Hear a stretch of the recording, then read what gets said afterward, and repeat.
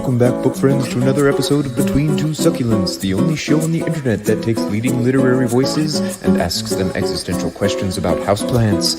And now, for your host, the friendly neighborhood bookseller, Brandon Rashad Butts.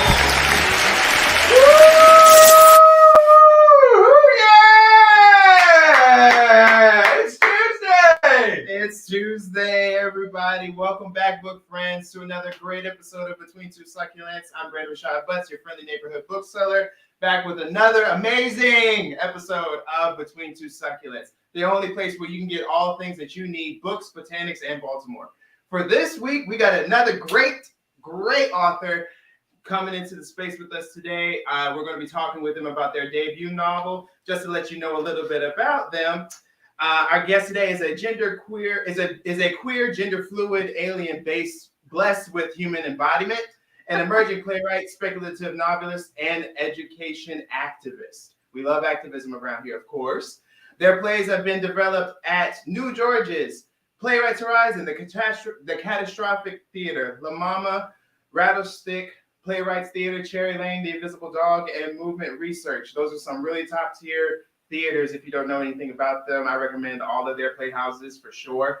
Their book, The Seep, was an ABA Indie Next pick, and this is their debut novel. It's going to be our book club pick for the Tiny Book Club this next week. This Thursday. Yeah, this Thursday. So join us if you haven't already picked up a copy. We have some more. Please be sure to get it. I'm sure after this conversation, you'll be sold. Everyone help me welcome to our show, Chana Porter. Chana, welcome to the show. Woo! So happy to be here. So happy to have you. Today, everyone, we're going to be talking with Chana about their debut novel, highlighting The Seep, and highlighting a few things that they've got going on in their life outside of their book as well. You might be familiar with Chana with all of the reviews and all of the great accolades that have come along with this great debut. But we're, of course, going to start things off with our namesake, our favorite segment around here we like to call Sucks. Chana, here's how this is going to work. Joe is going to read off some descriptions of our two succulent VIPs of the week, and you're going to decide which one you feel may or may not have been abducted by aliens. Sound good enough? I got it. And I have a guest judge, too. Oh, yes, and we also have our own guest judge coming in, too. Our author came prepared today. We love it. I came to play, Brandon. I came to play. I love it. All right, Joe, let's get into it. Tell us about our VIP succulents for this week. Brandon, today we have the Alocasia Hylo Beauty, also known as the beauty elephant ear. It's a beautiful foliage plant. It's the one on your right. Yeah, I remember. Okay. Yeah. Yeah, that's the one. It has long, hard, arrow-shaped leaves, which are mostly grown indoors. It is an evergreen perennial plant. The leaves are beautiful and variegated with yellow and white spots, which give camouflage-like patterns. And that's our first one, the Alocasia Hylo Beauty. The next one is the baby Montestera Deliciosa. They are famous for their natural leaf holes they develop when they are older, which has led to the rise of their nickname, the Swiss cheese plant. It is a hardy plant that can get very, very big and grows edible fruit in its natural habitat, but notably, or probably, won't grace you with fruits when grown indoors. Chana, which one of these plants is speaking to you today? I would say the beautiful one on the left, your right, Brandon. Okay. Oh, yeah. The Alocasia Hylo Beauty. Stunning, right? Stunning. And why? I would say it's out of this world. I'm sorry. There's going to be some times. Agreed. Yeah. Awesome. Thank you for playing, Chana. We really appreciate you. Of course, we love that one around here. That's our segment. Now, let's go ahead and jump into the Seep.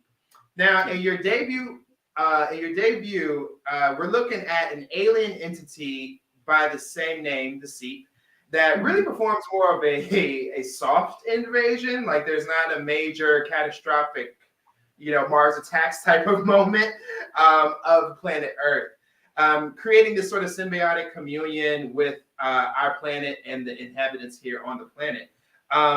What planet or galaxy would you say that the Seep actually originated from? Ooh. I want to share a deep cut just for the fans of this amazing show. So my mentor for this book was the seminal Rachel Pollack, who you all should get her books at Charm City as well. She had a theory that the Seep was always in our planet and that something changed and it activated it. So I like that thought. I don't know if that's true or not. I'm one of those people that feels that, we all come from space. Like everything is like a dead star. So the idea of something not being of that, or that there's like a very firm line between our life and life that might be in another place. But I just think that's fun. And I think that would be a funny twist maybe for some future Seep either story or show where the Seep could say like, oh, we said space, like the spaces between all things. Yeah. That's what we meant by space. Someone said kind of like The Thing, but kinder. The Thing is one of my favorite movies of all time. I think it's phenomenal. And for fans of that, I really drew a lot from this is a John Carpenter movie too, Invasions of the Body Snatchers, 1924, I think. The one with Donald Sutherland. Oh, yeah, for sure. No, I love both. Okay, we got a bit of a horror cinephile over there too. Right, yeah. So when I was writing, I was like, what if Invasions of the Body Snatchers wasn't particularly bad? It's like, who's to say we're doing such a great job with the planet? Yeah, yeah. Who knows how many lizard people are walking around amongst us at this point? That's awesome. Now, speaking from the creative and the trajectory of what really would be a cool, I think, limited series maybe on this project. Our question is here, of course, being a bunch of theater minds in the space here at the bookstore. Who would you cast as our protagonist? Trina, Fast Horse, Goldberg, or NECA? Ooh, such a great question. I want to give a shout out to Shakina Nafak, who did the audiobook.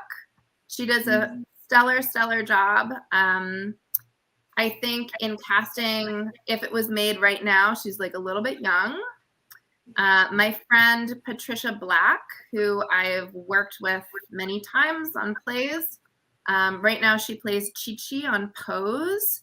She would be a fantastic. Oh my God, yes. Yeah. Oh, sorry. Yes, that's excellent. That's excellent. Yeah. She's an amazing, So that's what I would do. So let's just put that out there for the TV exec. Put it out there. Want to get that cracking? Come on. Exactly. Yeah. Let's get it done. That's so awesome. So I definitely want to highlight. I don't want to detract. Everyone that sticks with us knows we're a bit of a short program, so I don't want to take off the seat. But I definitely don't want to leave without giving you the chance to highlight the company that you co-founded, the Octavia Project, which is where Brooklyn teen girls, trans, and non-binary youth participate in a free summer writing and STEM program. Can you please just tell us a little bit more about that? Yeah. So back in around 2014, I was running a sci-fi world building workshop that was for teenagers. And kind of this amazing thing happened in that space. And at that same time, I was trying to finish this book. It took a lot more time. And I was just at the start of like trying to get representation and that whole writer thing. So having these two things happen at the same time, having this like space where these amazing, amazing stories were being told, mainly by like girls of color from like underserved parts of New York. I had the thought, if it is so hard for me and it will take so long to get through this like arduous process of having my book like be on a shelf someday, we are going to lose so many amazing stories without a space to like support that. Because I, have very high self-esteem, and I felt like I could and I should write a book. And, in that like 7-year process that it took me from starting to getting it done, I always felt like there was space for me and that my voice was needed. So we named the project, Megan McNamara, my co-founder. We named the project in the spirit of Octavia Butler, who broke so many barriers. And yeah, it's just an amazing space. So we've been running now since 2015. We have 2 summer programs this summer. Now we have our like regular teen high school project, and then we have a middle school project now. It'll be its 2nd summer, where teens who have already been through our high school project come back and they teach this middle school cohort. It's so special. It's so transformative. We're raising money now to do these 2 projects, and any little bit totally helps. Completely free summer programming. I love that so much. I could go on and on, but I'll stop. I mean, I could listen on and on. First off, I love a nod to Octavia Butler. Truly one of the best to ever do it as a writer, even or period, but also specifically in the sci-fi genre. I also was a recipient of a number of free summer programs growing up as a kid. So everyone and anyone out there that's able to donate and support the Octavia Project in any way, shape, or form, please go onto their website and figure out how you can. It really means a lot to a youth that doesn't come from a whole lot and really has ideas or dreams that they would love to do anything with. And so thank you so much for just doing that. And I love Brooklyn. I lived in Brooklyn for a little bit of time, and any part of Brooklyn I'm down for. Awesome. Well, Chana, you really created a mesmerizing tale of love, grief, and the unknown. So I truly feel like you'd be the excellent champion for our next segment that we like to call the lightning round. Boom. All right, so this is going to go sort of gauntlet style. I'm going to ask you 3 rapid fire questions, and you're just going to give me your first gut, natural instinct response. Let's go. And this is a chance for everyone out there to participate too, because if you chime in on any of the questions in any way, shape, or form, just converse with us and chat with us, then you'll be entered for the opportunity by the end of it to win the prize of all prizes, a free copy of the Seep by Chana Porter. So definitely participate along with us. Chana, are you ready to get into the lightning round? I am. All righty, let's do it. So question number 1, simple enough. Are aliens real? Yes. That's correct. Woo-hoo! It's cool. Question number 2. What ways can we use STEM programming and research in that we're not exploring or that we haven't yet? I believe that all learning happens through fun and through joy. So if you took a kid and were like, I want to teach you how to code, they might say, no thanks.